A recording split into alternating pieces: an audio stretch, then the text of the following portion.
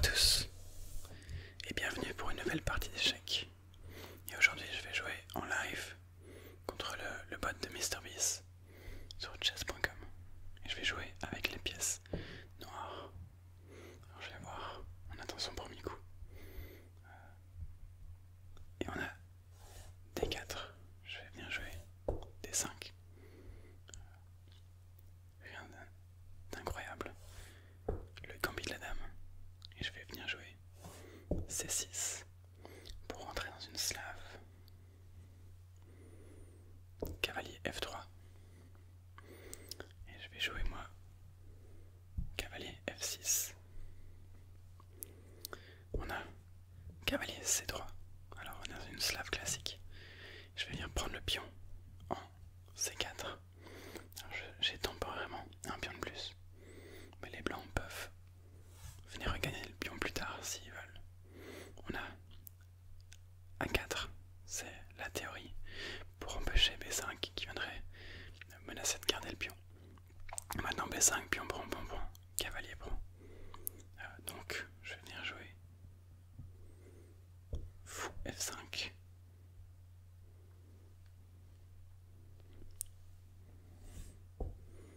On a E4 qui vient menacer le fou et venir recapturer le pion. Alors je peux pas prendre parce qu'il reprendrait. Quoique, si je peux prendre. Cavalier prend, fou prend. Il n'y a pas de dame E2 parce que mon pion est toujours en E7. Je peux prendre du coup. Cavalier prend E4. J'imagine qu'il reprend avec le cavalier. Cavalier prend E4. Et je vais venir reprendre avec le fou. Et j'ai déjà deux pions de plus. Alors, dame E2. Dame E2 c'est aussi une... Il aurait juste dû venir recapturer le pion. Dame E2 c'est pas un bon coup parce que ça m'autorise. Fou les droits. Qui vient menacer la dame. Défendre le pion. Et sur quelque chose comme dame E4, je peux venir simplement prendre le fou. Tour prend ou reprend, peu importe. Et ensuite j'ai maintenant B4. Pion prend. Et sur un coup comme dame E4, je peux juste bouger mon cavalier pour défendre ma tour. Une tour qui serait en prise parce que le pion, les deux pions aussi, seraient partis, auraient bougé. Donc je vais venir prendre ce fou.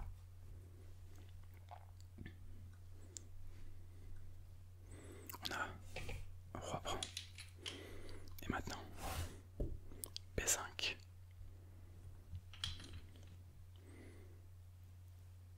On a A4.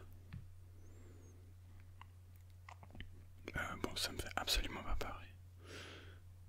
Et il devrait plutôt développer ses pièces, essayer de jouer quelque chose comme G3 et venir roquer à la main. Roi G2, sortir la tour, développer ses pièces. La place, maintenant j'ai E6. Moi je vais venir développer mes pièces. Je vais venir essayer de développer mon fou.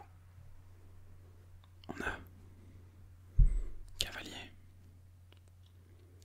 G5. Alors je peux venir. Bon, il va peut-être essayer de mater en F7, mais j'ai le temps de le voir venir. Je peux mettre madame sur la deuxième rangée, défendre le pion. Je n'ai surtout pas envie de prendre ici. Je pourrais par contre à un moment envisager de jouer B4, A4, mais pour l'instant je suis très bien comme ça. Alors est-ce que je suis pas obligé de réagir non plus? Je peux aussi jouer fou E7, développer le fou, mais pion sur fou prend, pion prend. J'ai donné la paire de fou et cette colonne verte sur la tour ne m'intéresse pas. J'ai pas envie de lui donner ça, donc je vais juste venir jouer fou D6. Maintenant on a pion prend. Et c'est ici que je vous disais que je suis pas du tout inquiet.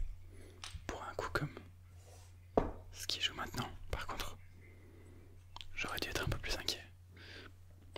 Dame F3 qui vient menacer l'échec et mat et menacer la tour ici.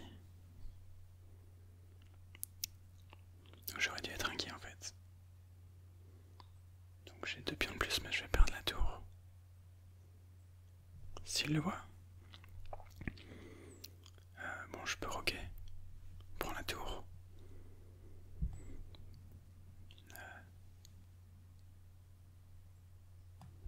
Et j'ai plus grand chose à faire après. En gros, il faut maintenant que je mette moi la pression. Je vais roquer de toute façon.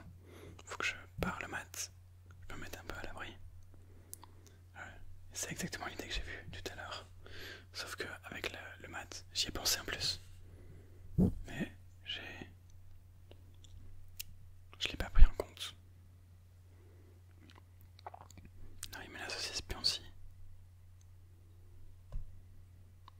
J'ai un coup par exemple comme dame B6. Ça défend pas vraiment le pion parce qu'il va me prendre avec la tour. Il n'y a pas de cavalier C6 parce que le roi prend. Est-ce que j'ai d'autres façons moi d'attaquer? D'aller sur la contre-attaque. Dame F6, dame prend et je menace mat par exemple.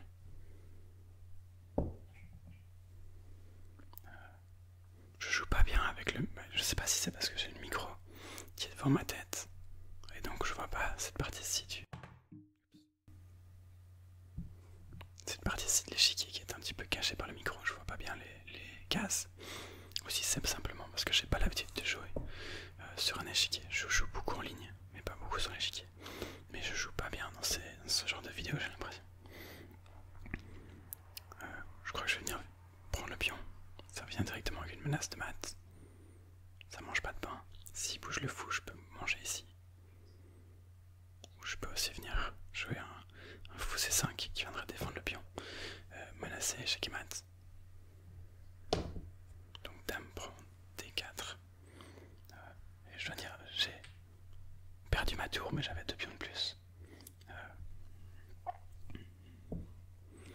Mais j'ai quand même une position assez solide.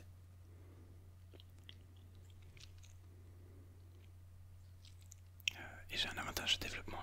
Bon, cette tour est maintenant développée. S'en fout encore à l'arrière. J'ai maintenant 3 pions pour la tour. Mon roi est safe. Et bon, il est venu défendre pareil la menace de mat. Maintenant il faut que je regarde quoi faire. J'aime beaucoup le coup. Non, en fait, j'allais dire fou C5. Mais sur fou C5, il y aurait fou E3. Mais sur fou E3, j'ai dame prend B2. Qui est pas mal pour moi. Qui menace la tour. Donc je crois que fou C5 marche. Il n'y a pas de coup de cavalier emmerdant. Cavalier E3, je peux juste prendre. Pas de soucis. Fou C5. Et on va voir ce qu'il me joue. Il me joue fou F5. Je peux venir prendre ce pion-ci. Le pion ici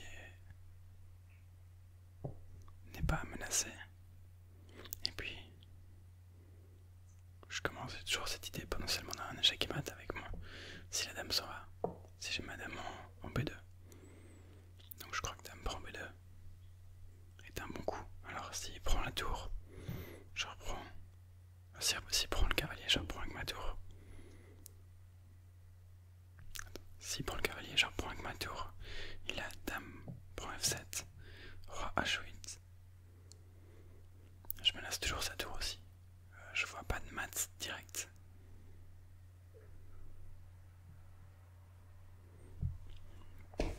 Et même si maintenant il prend, j'ai d'abord prend dame prend tour, intermezzo. Coup intermédiaire. On a tour D1. Ok. Je peux potentiellement venir pousser les pions.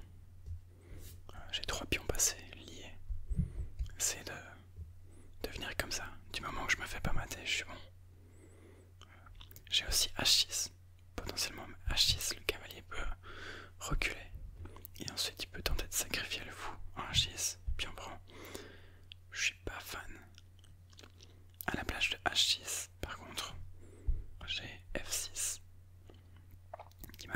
relativement solide.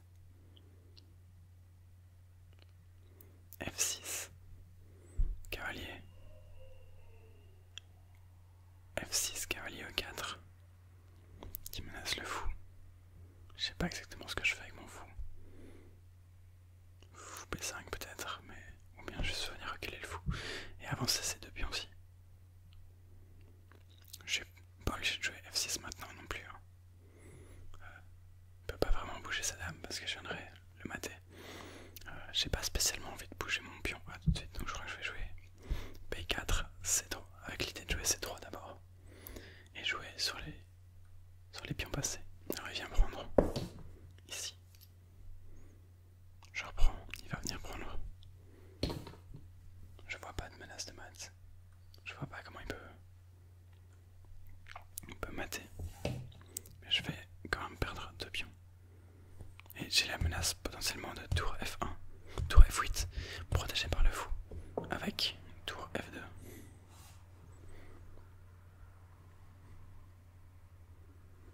Il me joue tour E3. Tour E3, je peux prendre. Puis on prend. Et je gagne la dame. Je gagne la dame. Et si je prends et qu'il revient en D8. Attendez. Fou prend. Puis on prend. Tour F8. La dame est clouée. S'il prend, je reprends avec le cavalier. Tour D8, c'est pas un problème. S'il prend pas, moi je prends. Il peut reprendre avec le cavalier. Mais maintenant j'ai une menace de mat. Non, j'ai pas de la mat, mais je pense que je peux m'en sortir. Fou prend F3.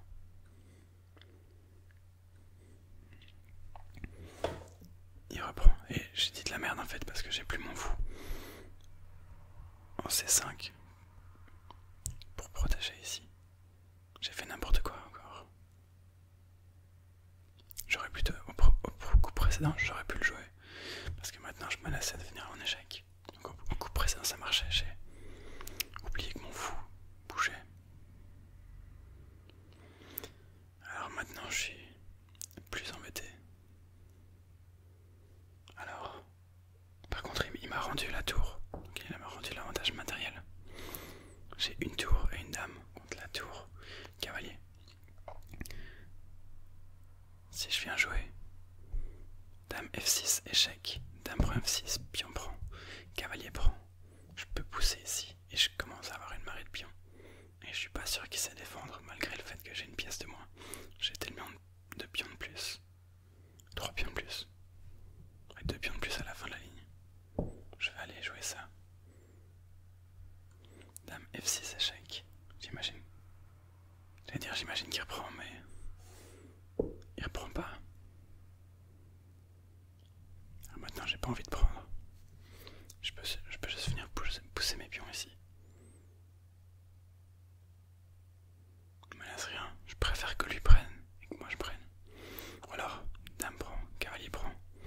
Cavalier G8. Je force son cavalier à bouger et ensuite il va où avec son cavalier? Cavalier D6. C3. Je crois que je vais venir jouer l'échange.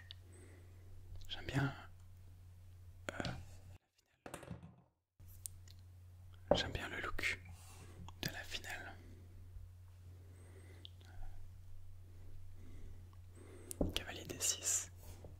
Maintenant j'ai C3. Et je joue avec 3 pions de plus. On a tour B1. Alors là, il va falloir calculer un petit peu. J'ai C2 qui force la tour de retour en C1. Ensuite B3 qui va menacer B2.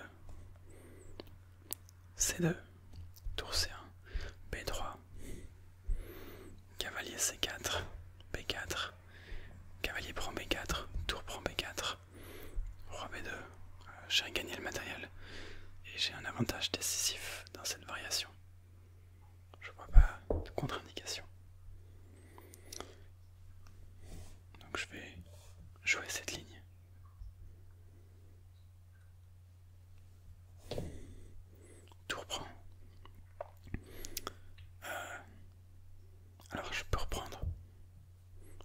la tour et je gagne la partie.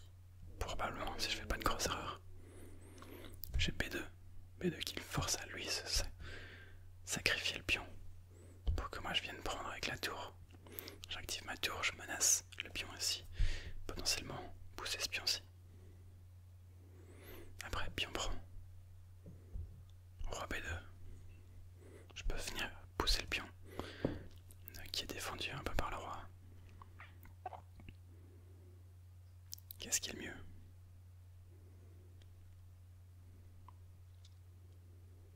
J'aime bien le look de B2. Pour perdre le pion, autant ramener ma tour. Tour prend. On a roi des droits. Je vais venir prendre les pions.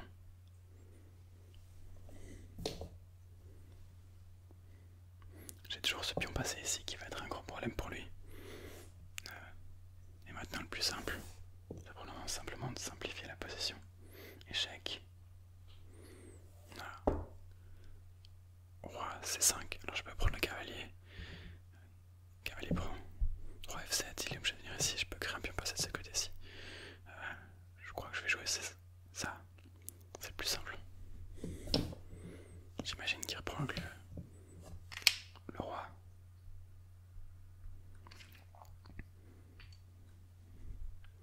Effectivement, et maintenant, roi F7. Et j'ai 2 pions de plus dans une finale complètement gagnante. Et il vient faire une grosse erreur. Roi D7, c'était une grosse erreur parce qu'il sort de... Il recule alors que mon pion peut avancer de 2 cases. Si je joue A6, il peut toujours venir l'arrêter. Si je joue A5 maintenant, le pion est inarrêtable. Et je vais venir à dame et mater Mr Beast. Je finis la partie en vitesse.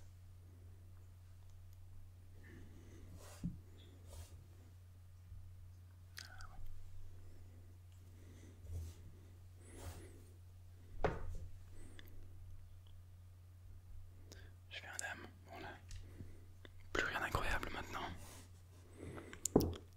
Dame D7, je dois juste éviter les échecs qui battent. Je peux venir prendre son pion directement.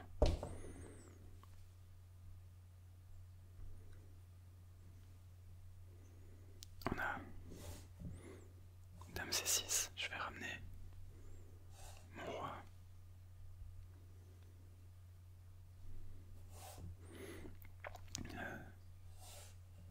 Venir le limiter. On va le mater tout de suite.